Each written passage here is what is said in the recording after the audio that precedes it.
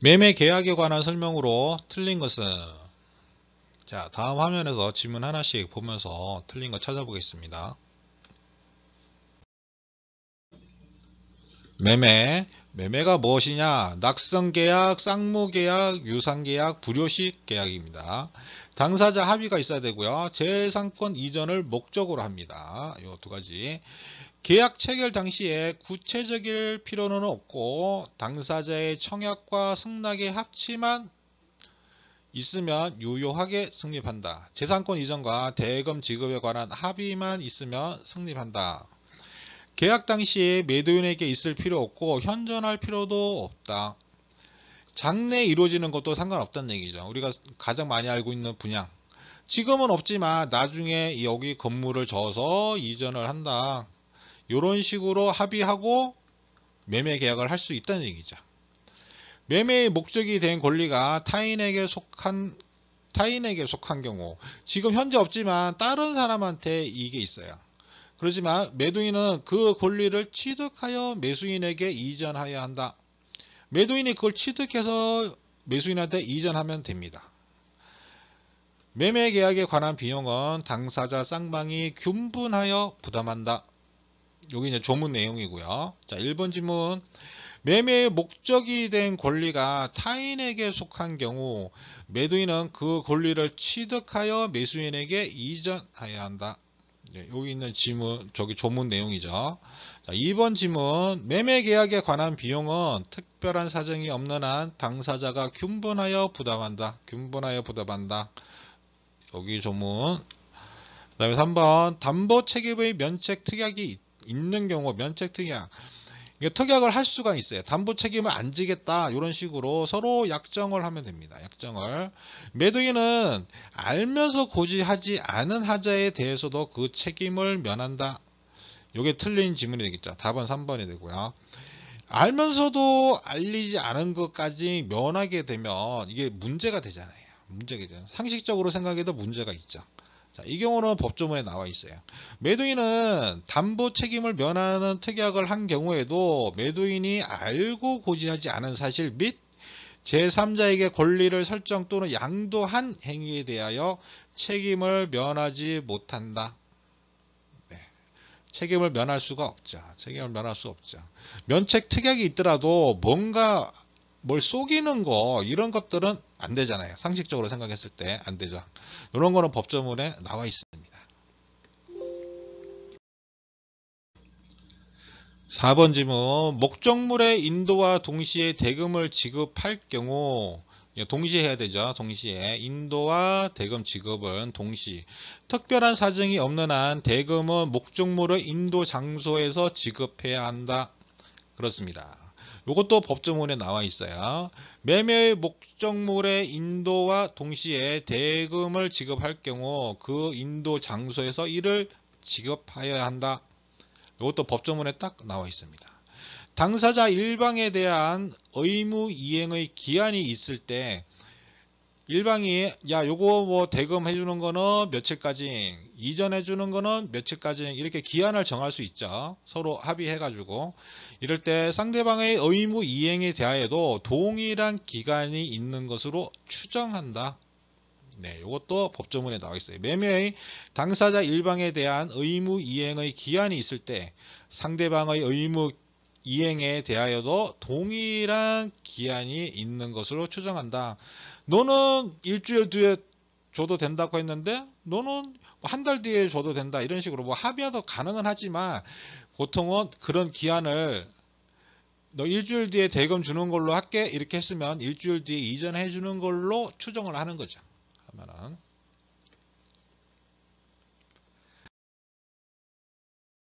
문제. 갑은 그 소유의 X 토지에 대하여 을과 매매 계약을 체결했다. 다음 중 틀린 것은 X 토지가 인도되지 않고 대금도 완제되지 않은 경우 둘 다 지금 인도도 안 됐고 지급도 안 됐어요. 특별한 사정이 없는 한 을은 인도 의무의 지체로 인한 손해배상을 청구할 수 없다. 네, 맞는 말이죠. 그렇죠. 아, 이것도 요 다음 화면에서 지문 하나씩 보면서 얘기를 해드릴게요. 1번 조붕은 매도인은 매수인에 대하여 매매의 목적이 된 권리를 이전하여야 하며 매수인은 매도인에게 그 대금을 지급하여야 한다. 전항의 쌍방 의무는 특별한 약정이나 관습이 없으면 동시에 이행하여야 한다. 약정으로 따르긴 할 수 있지만 기본적으로 동시에 이행하는 게 원칙이다. 이런 식이죠. 자, 이런 경우 지금 1번 지문은 인도도 되지 않고 대금 완제도 되지 않은 경우이기 때문에 누가 누구한테 지금 지체하고 있다라고 얘기할 수는 없죠. 지체가 아니죠, 지금. 그런 경우 손해배상을 청구할 수 없다. 이게 맞는 지문. 어리 대금 지급을 거절한 정당한 사유가 있는, 정당한 사유래요. 뭐 특별한 사유가 없다 이런 게 지문에 많이 나오는데 지금은 정당한 사유가 있대요. 무슨 사유인지는 모르지만 정당한 사유가 있는 거예요. X 토지를 미리 인도받았더라도 그 대금에 대한 이자를 지급할 의무가 없다. 네, 맞는 질문이죠. 정당한 사유가 있으니까요. 정당한 사유 없이 지체를 한다. 그러면 이자를 지급해야 돼요. 그때. 자, 3번 질문. X 토지가 인도되지 않았다면 특별한 사정이 없는 한 어른 잔금 지급을 지체하여도 갑은 잔금의 이자 상당의 손해배상 청구를 할 수 없다. 그렇죠. 맞죠. 지금 여기도 인도를 안 하고 여기도 잔금을 안 치렀어요. 그러면은 둘 다 지금 지체를 하고 있는 거기 때문에 이거를 손해배상을 청구할 수가 없는 거죠. 1번 질문하고 거의 같은 의미의 내용이죠. 청구할 수 없다. 4번 질문. 엑소토지를 아직 인도는 받지 못했어요. 어리 이미 소유권 이전 등기를 경로받았다 하여도 등기는 했어요. 등기는 했는데 인도는 못 받았어요. 아직 내가 들어가지는 못한 거예요. 매매 대금을 완제하지 않은 이상 지금 돈도 다 안 줬네요. 잔금도 다 못 줬어요. 잔금도. X토지에 발생하는 과실은 갑에게 귀속된다. 네, 맞죠. 갑에게 귀속돼 있죠. 지금 인도도 못 받고 잔금도 안 치렀는데 지금 어리 이 과실을 취득한다? 이거는 말이 안 되겠죠. 자, 이건 조문 먼저 보고 갈게요. 매매 계약 있는 후에도 인도하지 아니한 목적물로부터 생긴 과실은 매도인에게 속한다. 아직 매도인이 여기 지금 살고 있어요. 살고 있든지 아니면 하여튼 뭐 간접 점유를 하든지 직접 점유를 하든지 하여튼 여기 나오는 거가 인도가 안 됐어요. 계약은 했지만 그러면 매도인에게 속한다. 그 과실은. 이게 당연한 얘기겠죠. 자, 매수인에게 속하는 경우가 요 두 가지가 있습니다. 두 가지. 대금 지급 전이라도 인도했다면 매수인이 취득합니다. 매수인이 인도를 받았다면 지금 여기에 지금 매수인이 살고 있어요. 살고 있으면 여기서 발생되는 뭔가 있을 거 아니에요. 발생되는 내가 예를 들어서 뭐 집이면 집 아니면 뭐 공장이면 공장 이걸 인도를 받았어요. 대금을 다 주지는 못했지만 뭐 며칠 날 주겠다고 약속이 돼 있겠죠. 하면은 주진 못했지만 내가 여기 와서 뭐 만약에 여기 상가다. 상가면 여기 상가에 와서 장사를 이제 준비하고 시작을 할 거 아니에요? 그럼 여기서 나오는 과실은 당연히 매수인이 취득을 해야겠죠? 이런 식으로 이해하시면 되고요. 인도 전이라도 대금 지급을 하였다면 매수인이 취득해요. 대금 지급을 다 했어요. 그러니까 매수인이 할 수 있는 거는 다 이행을 한 거예요. 인도를 받지 못했지만 나는 지금 벌써 잔금을 다 줬단 말이야. 대금 지급을 끝났어요. 끝났으면은 여기 나오는 과실은 이득은 그러면 나한테 줘라. 이게 당연한 얘기가 되겠죠. 자, 근데 이게 지문으로 나오면 막 헷갈릴 때가 있단 말이에요. 근데 그런 사항들을 잘 이해를 하시면서 이 법조문 같은 거 이렇게 차근차근 읽었다 보시면 나중에 어떤 지문이 나오더라도 좀 이해하기 편할 거예요. 단 대금 지급 전이라면 매수인은 목적물에 인도받은 날로부터 대금 이자를 지급해야 한다. 그렇죠. 대금 지급 이렇게 과실을 취득하는 거하고 별개로 만약에 대금을 지급하지 않았다 그러면 인도 받은 날로부터 대금의 이자를 지급해야 돼요. 벌써 다 지금 매도인은 다 완료를 한 거죠. 매도인은 인도를 다 해줬으니까 매도인은 끝났단 말이에요. 그런데 매수인이 지금 대금을 지급을 안 하고 있어요. 그러면 당연히 이자를 지급을 해야겠죠. 그러나 대금의 지급에 대하여 기한이 있을 때는 그러지 않는다. 요거는 서로 합의해가지고 요거는 뭐 2주 뒤에 뭐 1주 뒤에 잔금 치르세요. 이렇게 얘기했다. 그러면은 또 별개다는 얘기죠. 자, 판례 목적 부동산을 제3자가 점유하고 있어 인도받지 아니한 매수인이 소유권 이전 등기를 격려받았다 하여도 아직 매매 대금을 완납하지 않은 이상 부동산에 발생하는 과실은 매도인에게 귀속된다. 자, 이렇게 판례 내용, 여기 이제 지문 내용하고 거의 동일하죠. 자, 5번 지문. X 토지가 인도되지 않았다면, 이제 인도가 안 됐어야 인도 안 됐고, 어리 대금을 완제했어요. 대금은 완제. 특별한 사정이 없는 한 X 토지에 발생하는 과실은 누구죠? 을에게 가야겠죠. 을에게. 매수인한테. 지금 대금을 지급했다는 얘기는 매수인은 이제 끝났다는 얘기죠. 이행을 다 했다. 그러면 을한테로 귀속된다. 이렇게. 지금 제가 설명드린 내용. 요거 이제 이렇게 차근차근 뭐 지금 실제 상황에 이제 대입하다 보면은 이해 가시겠죠. 요거는. 수량을 지정한 매매의 목적물의 일부가 멸실된 경우 매도인의 담보 책임에 관한 설명으로 틀린 것은 요것도 지금 매도인의 담보 책임에 대해서 이거는 매도인의 담보 책임입니다. 매도인의 담보 책임. 요거에 대해서 공부 조금 하고 지문 보면서 정답 찾아보겠습니다. 틀린 거 찾는 거.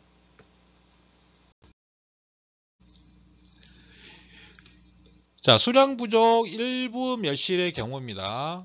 전 2조의 규정은 수량을 지정한 매매의 목적물이 부족되는 경우와 매매 목적물의 일부가 계약 당시에 이미 멸실된 경우, 자, 요 경우 매수인이 그 부족 또는 멸실을 알지 못한 때, 매수인이 부족이나 멸실을 알지 못한 때 준용한다.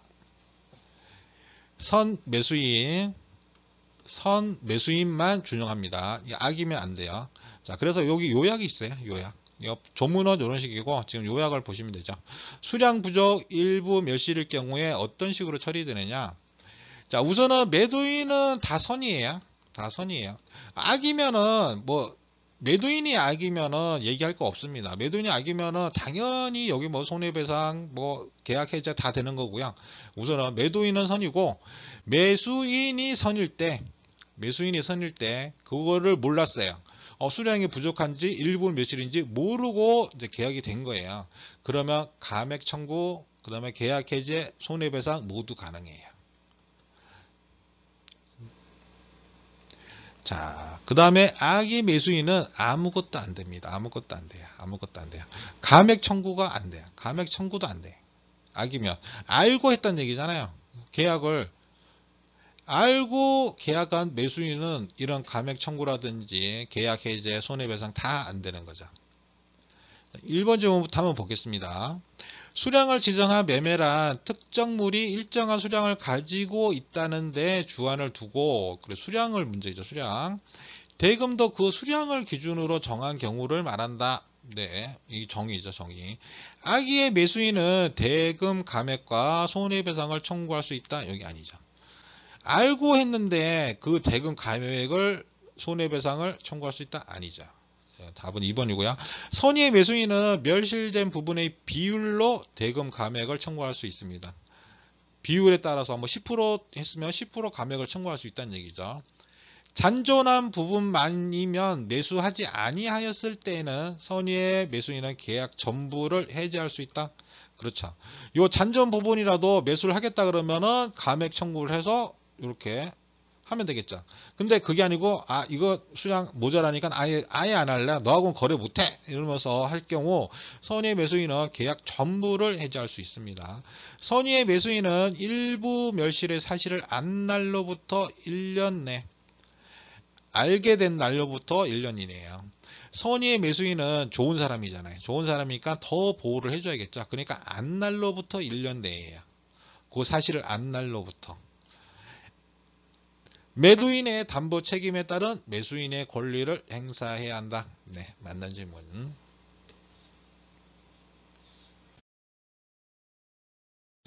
다음, 매도인의 담보 책임에 관한 설명으로 옳은 것은 이것도 다음 화면에서 보겠습니다.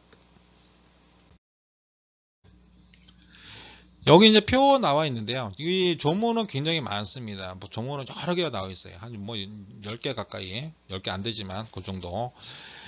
지금 담보 책임에 대해서 지금 두 가지로 나뉘어요. 권리하자고 물건에 하자. 지금 그리고 대금 감액, 해제권, 손해배상 청구, 제척기간 이런 식으로 표 만들어 놨고요. 다른 분이 만든 표들 보면은 굉장히 좀 헷갈리게 해놨더라고요. 너무 복잡하게 선악 뭐 이런 식으로 해놔가지고 이거 뭐 봐도 자꾸 눈에 한 번에 안 들어오고 간단하게 더 좀 요약해서 좀 해놨습니다. 중요한 거는 이제 전부 타인이냐, 일부 타인이냐, 수량 부족, 일부 멸실, 아니면 전세권, 저당권. 요거 이제 제일 많이 나오는 부분. 자, 일부일 경우에만 이제 대금 감액이 되는 거죠. 이건 뭐 당연한 거죠. 나머지는 뭐 감액을 할 게 없잖아요. 전부가 해당되는 거니까. 일부만 해당되는 거는 요 두 가지. 자, 그리고 뭐 해제권 같은 경우 지금 여기 선악 이렇게 돼 있는 거는 우선은 매도인은 다 선이에요. 악의 매도인이면 다 그냥 해제권이라든지 손해배상 막 이런 거 하면 됩니다. 다 하면 돼요. 다. 매도인이 할 때는.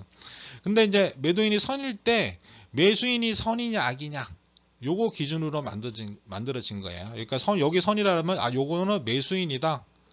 매수인이 지금 선이냐 악이냐 요걸 의미하는 겁니다.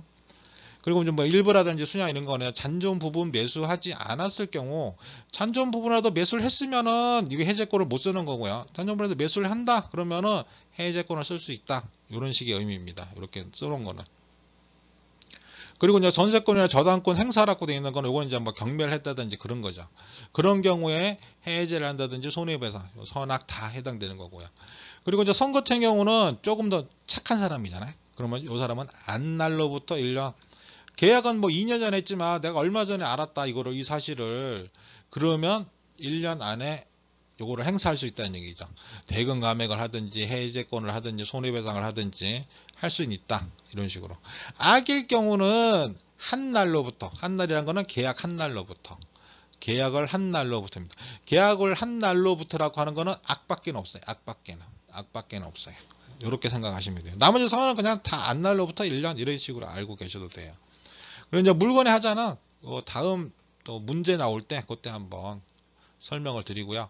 요 표 보시면서 조문하고 공부하실 거 아니에요. 그러면 요거를 이렇게 보시면서 하시면 요 표가 오히려 좀 정리가 잘 됐을 거예요. 제 생각에는 여기 뭐 선악 해가지고 뭐 여기서는 선이 되냐 악이 되냐 뭐 이렇게 동글방이 X 막 이렇게 해놨는데 너무 복잡해요. 그거 눈에 들어오지도 않고 그걸로 어떻게 알 수도 없어.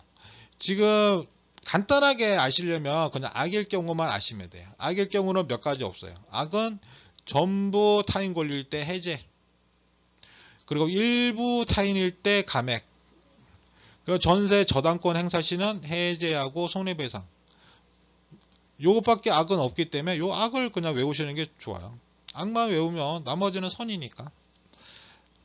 요게 중요한 거죠. 요 악만 외우면 돼. 전부일 땐 해제, 일부일 때는 감액, 전세 저당권은 해제하고 손해배상. 요것만 아시면 되죠.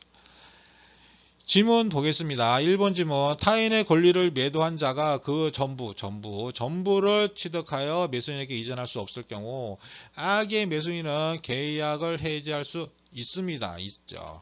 전부일 때 여기 나와 있죠. 전부일 때 해제. 전부일 때 해제. 악도 가능합니다.